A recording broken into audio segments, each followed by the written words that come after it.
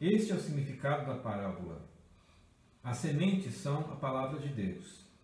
As sementes que caíram à beira do caminho representam os que ouvem a mensagem, mas o diabo vem e arranca do coração deles e os impede de crer e ser salvos.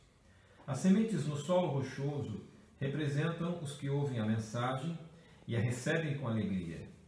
Uma vez, porém, que não têm raízes profundas, creem apenas por um tempo e depois desanimam quando enfrentam provações. As que caíram entre os espinhos representam outros que ouvem a mensagem, mas logo ela é sufocada pelas preocupações, riquezas e prazeres dessa vida, de modo que nunca amadurecem. E as que caíram em solo fértil representam os que, com um coração bom e receptivo, ouvem a mensagem, a aceitam e, com paciência, produzem uma grande colheita. Houve um teólogo, mais ou menos na década de 1960, chamado Aiden Tozer.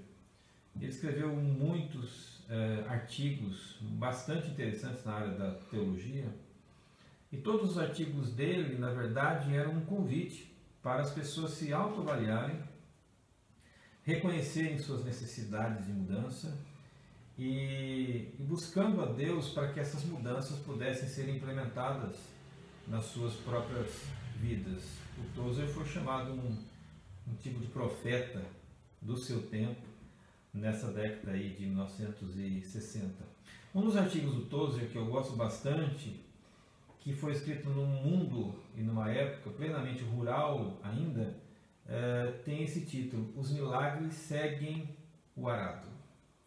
Os milagres seguem o arado. Para quem não sabe, o arado é um instrumento usado para revolver a terra, para remexer a terra, para que, ao remexer a terra, essa terra virada, mexida, revolvida, ela possa receber a semente possa penetrar no fundo dela e assim produzir uma boa colheita. Jesus conta essa história aqui sobre a semente e sobre o lavrador. O que ele diz é que Deus tem um trabalho intenso, um trabalho constante, um trabalho contínuo de falar para o nosso coração constantemente, usando o recurso da palavra. E ele diz: enquanto o semeador vai semeando, uma parte das sementes cai à beira do caminho, outra parte cai entre pedras, outra parte cai no meio de espinhos e a última cai em solo fértil. Em todos os casos, a semente cai e existe uma certa produção. A semente nasce em todos os solos, mas não há colheita perfeita em todos eles. E por quê? Porque, como Jesus vai deixar claro, o solo aqui é o coração humano. E existem dois tipos de solo. O solo duro, o solo não arado, e aquele solo que já foi trabalhado, já foi invadido, já foi amaciado pelo arado. O solo duro, ele é convencido, ele é complacente, ele é protegido dos golpes do arado. E um campo assim acaba se tornando habitação do nada. Um campo onde o arado não entra é um campo totalmente infrutífero. Esse solo duro, ele tem estabilidade. A estabilidade é que ele continua sempre o mesmo, durante a vida inteira. Enquanto os campos à volta dele, enquanto os corações das pessoas à volta dele mudam constantemente, de marrom para o verde e do verde para o marrom, constantemente, ele continua sempre o mesmo. Só que o preço que ele paga pela sua tranquilidade é terrível, porque ele não vê milagre nenhum. Ele não experimenta mudança, ele não prova melhora, ele não sente os movimentos da vida, ele não percebe o milagre do grão gerando vida. E jamais pode conhecer fruto nenhum. Por quê? Porque ele teme o arado. E o solo mole?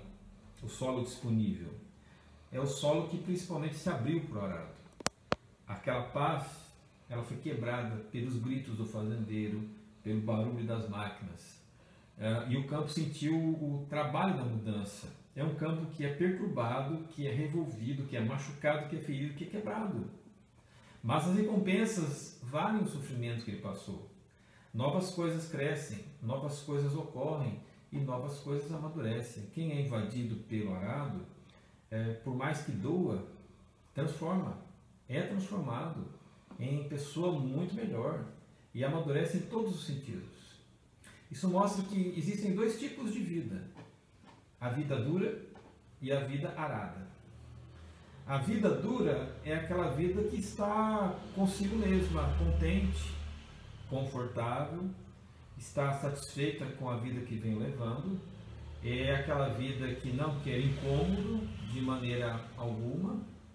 É aquela vida que adota esse lema latino, quieta non movere, que é o lema da cidade onde eu moro. É o espírito de aventura que não existe, que morreu nele, está, portanto, inextível e não quer que de fato seja perturbado. É uma vida estável, é uma vida sempre no seu lugar, é uma vida conservadora, mas é uma vida estéril. E para essa vida, o ser tomou o lugar do tornar-se.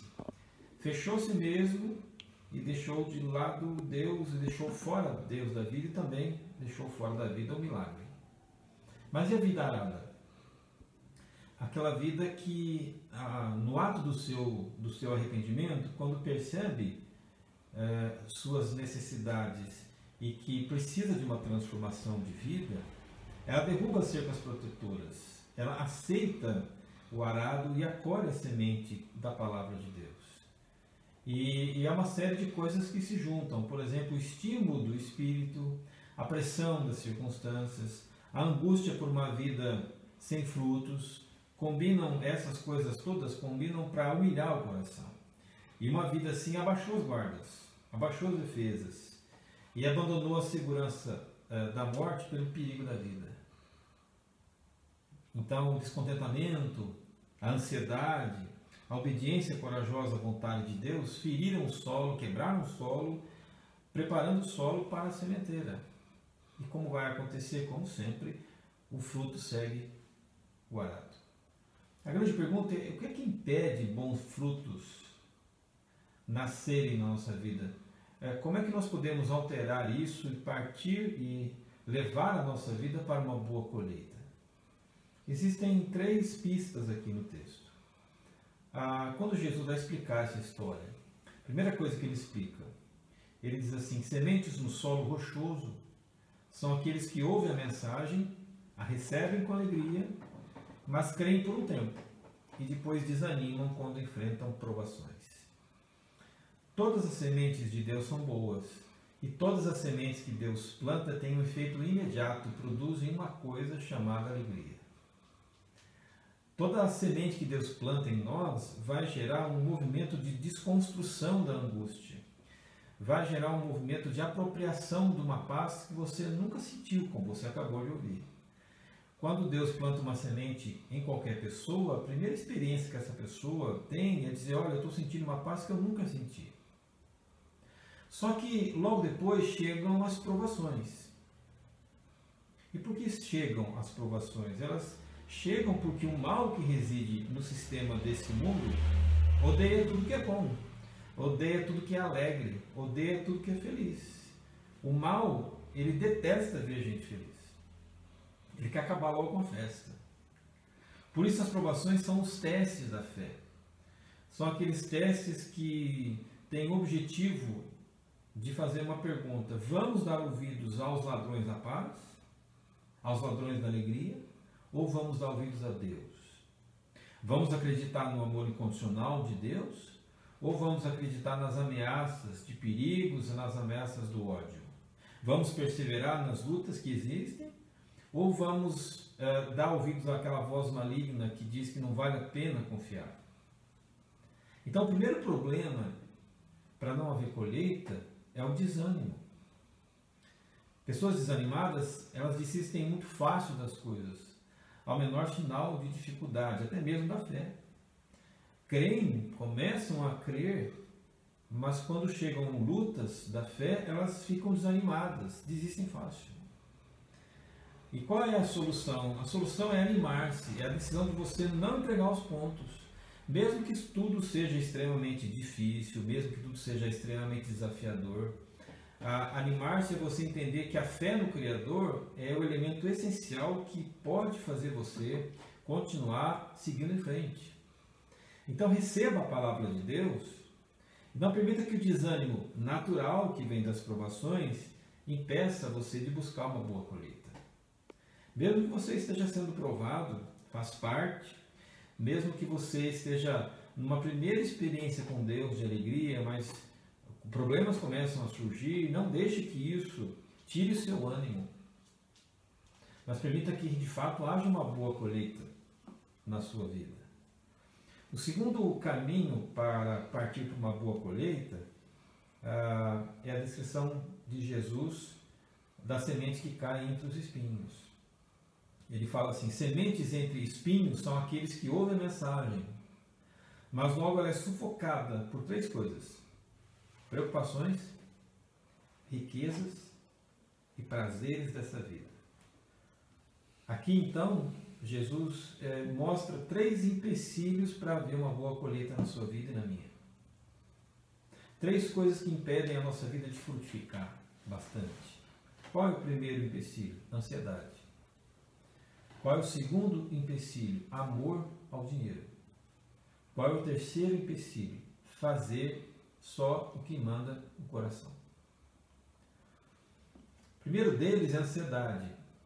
E por que a ansiedade é um problema? Porque ela coloca o nosso tempo, a nossa atenção e o nosso foco no amanhã.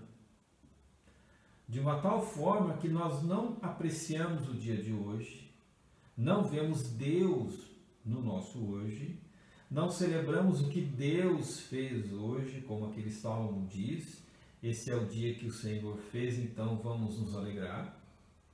A ansiedade rouba isso do coração, e pelo fato de a gente não se alegrar em Deus no dia de hoje, nós nos tornamos inquietos, nós nos tornamos irritados, e ao ficarmos irritados, irritamos os outros, as outras pessoas que estão ao nosso lado. Irritação é, para mim, a melhor palavra que define o fruto da ansiedade. Para mim, o primeiro resultado da ansiedade é a irritação. E a ansiedade é um obstáculo para a produção da semente que Deus plantou em nós. O segundo obstáculo é o amor ao dinheiro. É outra barreira que impede a boa colheita. Quando a gente elege o dinheiro como razão, quando a gente elege o dinheiro como motivo de confiança para viver, nós começamos a interpretar a vida de uma forma puramente materialista. Nós sempre vamos fazer essa pergunta básica: quanto vai custar isso?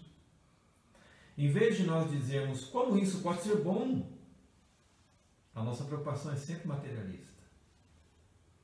O amor ao dinheiro rouba a possibilidade de nós percebermos de fato quem é que nos mantém, quem é que nos sustenta. Não é um papel, não é um papel moeda impresso no Banco Central, mas aquele que nos sustenta é aquele que nos fez. O terceiro problema que nos impede de gerar bons frutos é fazer só o que manda o coração. Por quê? Porque nem sempre a vida vai permitir que nós façamos o que nós desejamos e façamos o que o nosso coração está desejando, ou pedindo, ou querendo. Imagine você acordar depois dessa quarentena, quando tudo voltar ao normal. Imagine você acordar numa manhã de segunda-feira e você está deitado na sua cama quentinho e você diz assim: hoje o meu coração manda eu ficar dormindo. O seu coração pode até ficar em paz, mas com certeza o seu patrão não vai ter paz alguma. E não vai ter paz alguma ao lidar com você. Então Jesus adverte que a sua palavra não produz nada nos corações que são espinhos, que são tomados pela ansiedade, que são tomados pelo amor ao dinheiro, pelo materialismo, e que são tomados por aquele desejo de só fazer o que eu quero. Ele diz uma coisa: ninguém pode servir a Deus e as riquezas. Mas pensando bem, não dá para servir a Deus e qualquer outra coisa. A nossa alma é uma orquestra. E uma orquestra só obedece o comando de um maestro. significa que ou nós servimos a Deus ou servimos qualquer outra coisa. A terceira verdade que Jesus ensina aqui para nós, para uma boa colheita, é justamente quando ele fala da produção da boa colheita, sobre a semente que caiu em solo fértil. As que caíram em solo fértil são aqueles que ouvem a mensagem com um bom coração e receptivo, aceitam e com paciência produzem uma grande colheita. Aqui também existem 3 condições para uma boa colheita. Quais são elas? Bom coração, receptividade e paciência. O que são pessoas de bom coração? São aquelas pessoas que na relação com Deus e com relação ao bem não estão divididas na sua alma. Elas realmente querem fazer o que é bom e elas querem fazer o que fazem em prol do bem. E elas querem fazer o que fazem, portanto, em prol de Deus. Elas aceitam aquilo que é ensinado para elas porque elas já decidiram seguir aquele caminho. Porque elas decidiram e porque elas perceberam que não há outro caminho melhor disponível. Como Tiago diz na sua carta, são pessoas que não estão com a mente dividida. São pessoas que não são como a onda do mar que é empurrada de acordo com o vento. Elas sabem o que querem. E quando elas recebem a palavra, elas aceitam a palavra que Deus dá com simplicidade.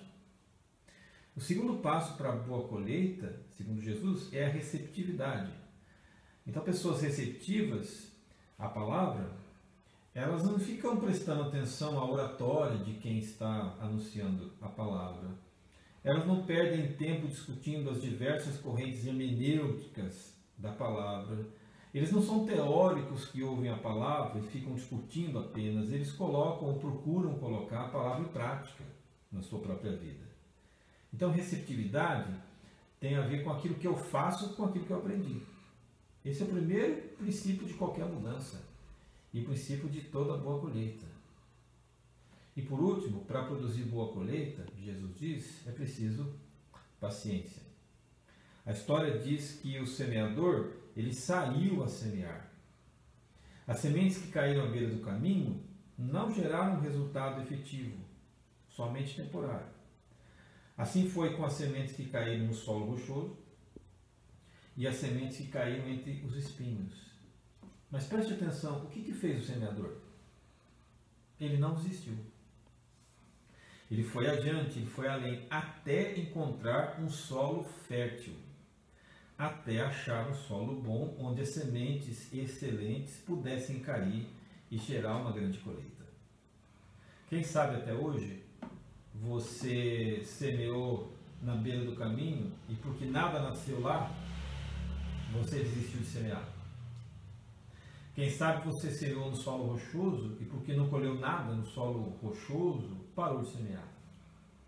Ou quem sabe você semeou entre espinhos e a planta que estava quase nascendo morreu por causa dos espinhos. A verdade é que o solo bom sempre existe. Mas onde é que está o solo bom? Está sempre depois dos solos inúteis, depois dos solos endurecidos, depois dos solos reativos. Às vezes leva tempo para a boa colheita. Às vezes tem que haver passagem de anos.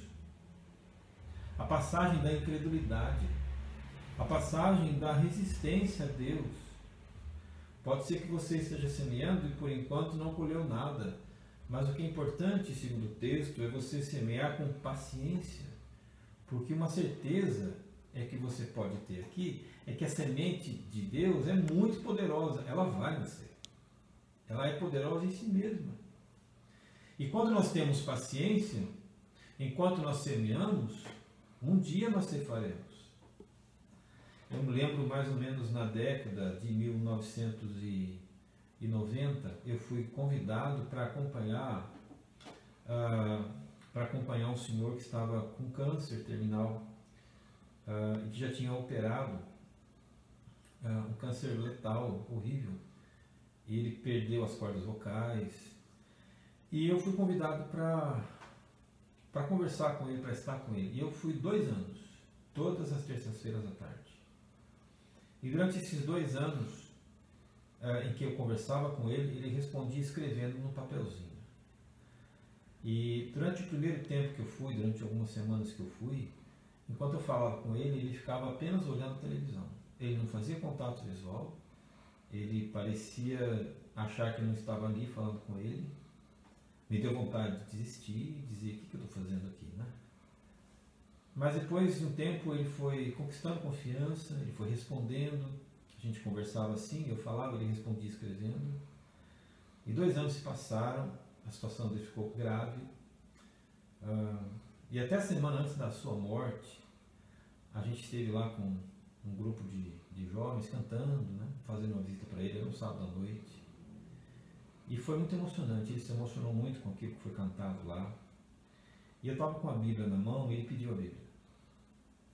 E aí ele pediu a Bíblia e escreveu alguma coisa na minha Bíblia. E começou a chorar. E aí eu li a Bíblia, a primeira página da Bíblia estava escrito assim: obrigado por suas lágrimas, eu tenho certeza que foram de alegria, do seu irmão Carlos. E ele partiu com Cristo. Uma semana depois. 2 anos. Mas valeu muito a pena. Por que valeu a pena? Porque essa semente da palavra é poderosíssima. Se nós tivermos paciência de entender que Deus vai fazer o fruto aparecer, que nós tenhamos a continuidade de não deixar de semear. Porque uma coisa é certa, o Salmo 126, ele diz assim: os que semeiam com lágrimas colherão com gritos de alegria. Choram enquanto lançam sementes, mas cantam quando voltam com a colheita. Pode ser que esse seu momento de semeadura seja de choro, mas tenha a certeza de uma coisa: você vai voltar cantando com a colheita na mão. Essa é a certeza que Deus te dá nesta noite, e que isso alimente o seu coração com a certeza: seja um semeador que saia a semear e que volta com alegria, trazendo na mão a sua colheita.